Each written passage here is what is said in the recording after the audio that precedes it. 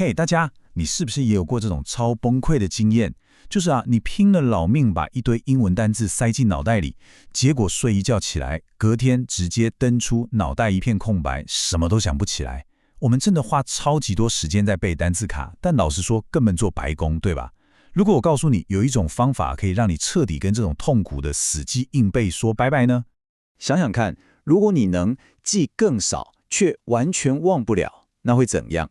我知道这听起来超级违反直觉的，对吧？但听着，现在请你把手边那本超无聊的教科书先丢到一边去。我们今天要来解析的这个策略，绝对会把你整个学习心态大翻转。这真的不是要你增加记忆的负担，完全相反，我们是要改变大脑吸收这些资讯的运作方式。这边有一段话讲得超好，单字其实就像人一样，如果不去建立连结，他们就会默默从你的生命里消失。这个比喻真的很神，你想想看哦，如果你把新认识的人的名字当成宝可梦卡牌那样硬背，你绝对记不住啦。你要怎么记住一个新朋友？你一定会注意到Emma 有一头超亮的红头发，或者是 Jason 的鼻子蛮大的，对吗？你会去抓他们身上有趣或独特的地方。其实单字也一模一样啊。如果你不去跟这些字产生有意义的连结，不去发现他们的个性，那他们就只会像路人甲一样走过去就没了。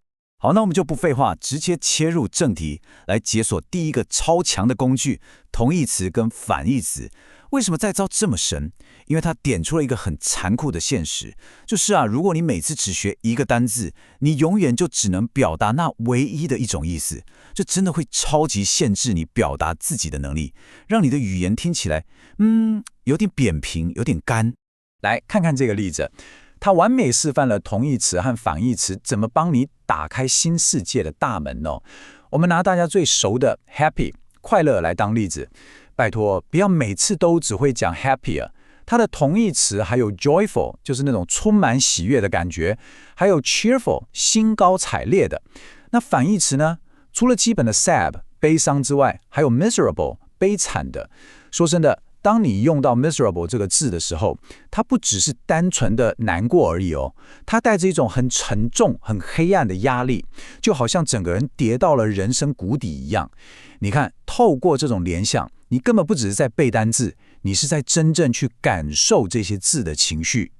现在换我要来挑战你咯，听到 angry 生气这个字，来，我们现在稍微暂停一下，你想想看哦，你能想到哪些跟 angry 有关的同义词或反义词？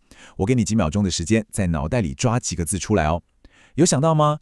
这就是所谓主动学习的威力。最重要的一点来了，就算这些字都是同义词，它们的火力强度也是完全不一样的哦。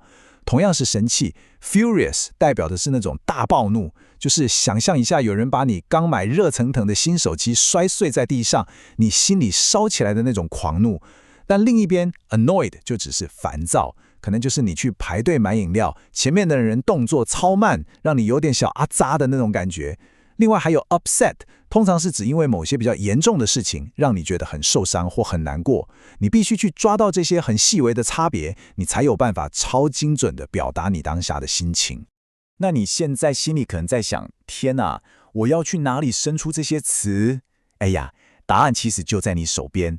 你只要打开 Google， 打上你想查的单字，后面加上 synonyms， 或者是直接去查牛津学习词典，真的不夸张，只要短短10秒钟，你的字汇量直接原地翻3倍。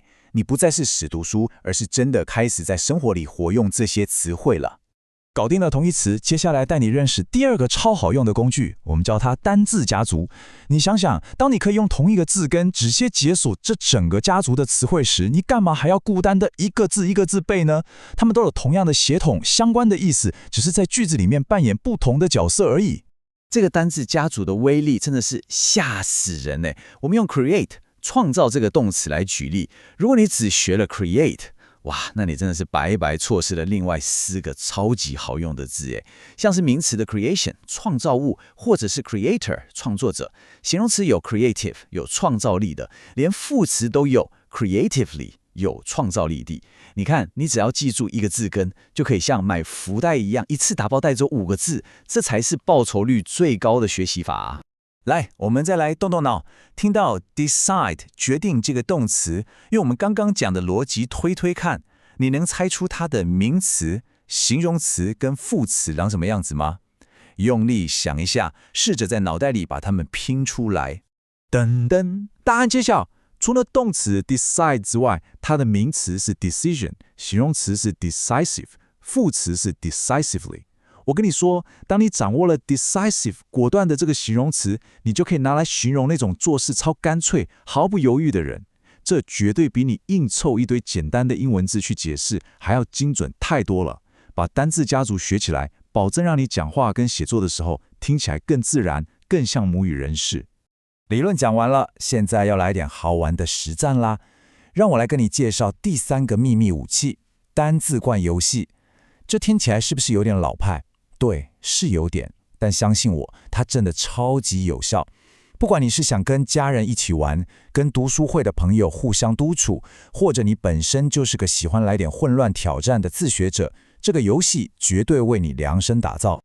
游戏规则超简单的啦。第一步，把你学到的新单字写在小纸条上，全部丢进一个罐子里。第二步，每天像抽签一样，从里面随机抽出一张，这就是你今天的专属任务单字。第3步，也是最重要的一步，你今天必须强迫自己把这个单字用在真实生活的对话，或者用它来造的句子。你就是要想办法在生活中跟这个单字混熟，去跟它建立真正的连结。那如果你觉得这样还不够嗨，想让游戏更刺激一点，你可以给自己加码一些实体惩罚。比如说，如果你今天到睡前都忘了用这个单字，不好意思，请乖乖做5个开合跳。反过来说，如果你今天超顺畅、超自然地用了这个单字3次，太棒了，你可以奖励自己吃一份超赞的甜点。这感觉就像是你大脑专属的乐透彩一样，而且保证每个人最后都会是大赢家。不过话说回来，光说不练真的是没有用的啦。你知道了这3个大绝招，如果不去用，那也只是听听而已。所以现在我们不只要讲，我们还要直接动手做。我现在就要直接从我们准备好的虚拟单字罐里面，当场为你抽出今天的挑战单字。来咯，我们抽出了5个字，有 brave 勇敢的， tiny 微小的， explain 解释， dangerous 危险的，最后一个是 invite 邀请。这5个字就是你今天的专属挑战名单啦。所以今天最后我要留一个问题给你，这5个单字里面，你今天打算用哪一个呢？我强烈建议你现在立刻马上就在留言区用其中一个单字造个句子给我们看看。各位，是时候放下那些超无聊的单字闪卡了，我们开始真正的生活在这些词汇里面吧。希望今天的解析能彻底翻转你的学习方式，记得去试试看哦。那我们下次见啦，拜拜。